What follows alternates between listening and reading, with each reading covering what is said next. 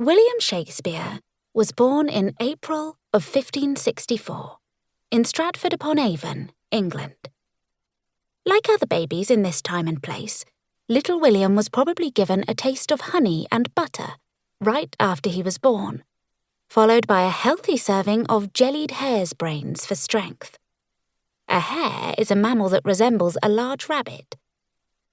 On April the 26th, the infant Shakespeare was then carried down to the nearby church to be baptized into the Christian faith. In Shakespeare's time, nearly 20% of babies didn't live past their first month. Shakespeare's father, John, and his mother, Mary, had already lost 2 daughters before William was born.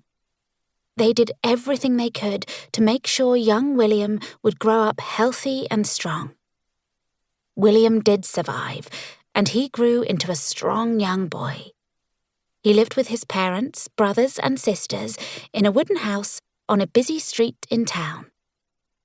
John ran a glove-making shop from the front of their home. Making gloves was an important business in 16th century England. To make a glove. For centuries, gloves have been used for practical reasons like warmth and protection, and for athletic sports like boxing. In the 1300s, women began wearing gloves purely for fashion. These gloves were made out of expensive fabrics like lace and linen. Gloves became so popular that in 1349, glove makers in London formed a guild, their own group of artisans. They called themselves the Worshipful Company of Glovers of London.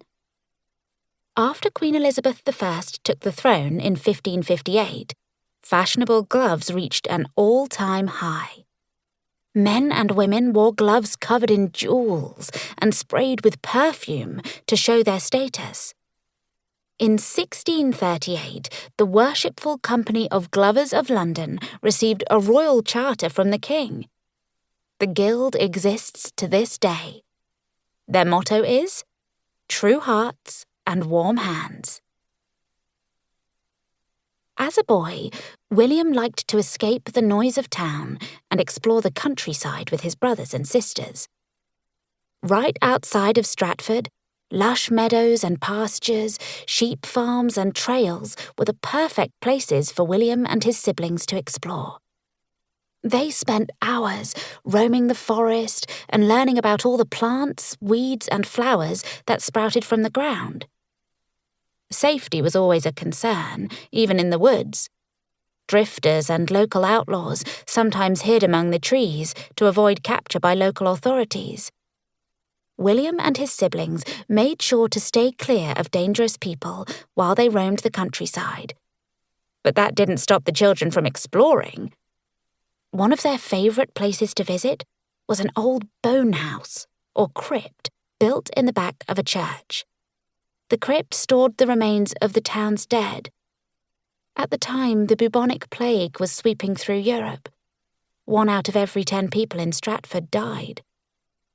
Although William and his siblings couldn't see inside the building, they would sneak around the outside of the crypt and imagine what horrors lay just inside its 4 walls. They'd scare one another silly with made-up stories about the dead people who were buried there.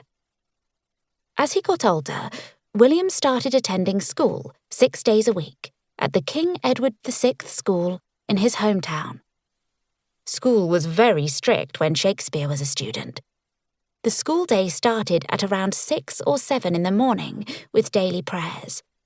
Next, students attended classes in Latin, math, or ancient Greek.